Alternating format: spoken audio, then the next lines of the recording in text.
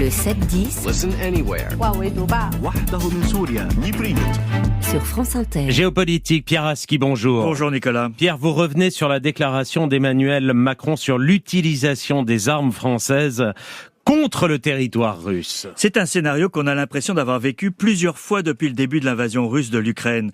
Un débat vertigineux avant une implication militaire occidentale accrue dans le conflit. Le pas à franchir est cette fois considérable. Il s'agit d'autoriser l'armée ukrainienne à frapper en territoire russe avec les armes occidentales. Emmanuel Macron a brisé un tabou cette semaine lors de sa conférence de presse avec Olaf Scholz.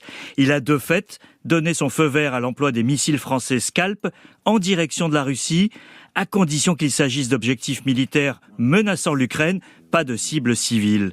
Seul le Royaume-Uni avait jusqu'ici franchi ce pas, que refusent pour l'instant les États-Unis. Quant au chancelier allemand, il a acquiescé aux côtés du président français, mais refuse pour sa part de livrer les missiles Taurus allemands. Et quels sont les termes de ce débat, Pierre ? Alors il s'agit, comme à chaque étape de ce conflit, de cette cobelligérance dont on parle depuis 2 ans, concept difficile à définir juridiquement. Il y aura cobelligérance le jour où la Russie le décidera, et d'ailleurs Poutine dit déjà qu'il est en guerre avec l'OTAN.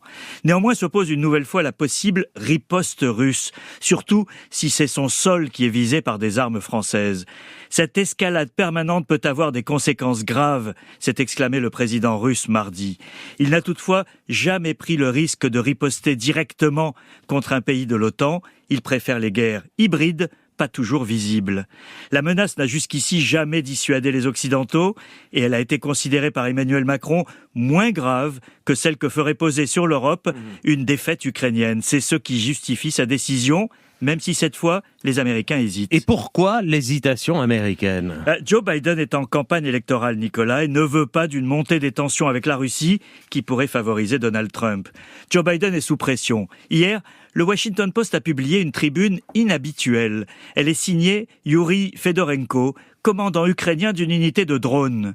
Il s'adresse au président américain et lui décrit comment ses camarades se sont fait massacrer dans la région de Kharkiv parce que l'Ukraine n'a pas le droit de tirer avec des munitions américaines en direction de la Russie. Il plaide pour un changement de politique.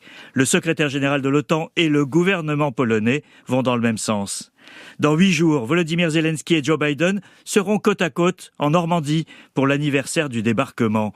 Le souvenir d'une guerre il y a 80 ans pour parler de celle qui se déroule aujourd'hui à l'autre bout du continent européen. L'enjeu pour le président ukrainien, faire changer d'avis Joe Biden. Merci Pierre Aski et à tout à l'heure dans cette matinale XXL.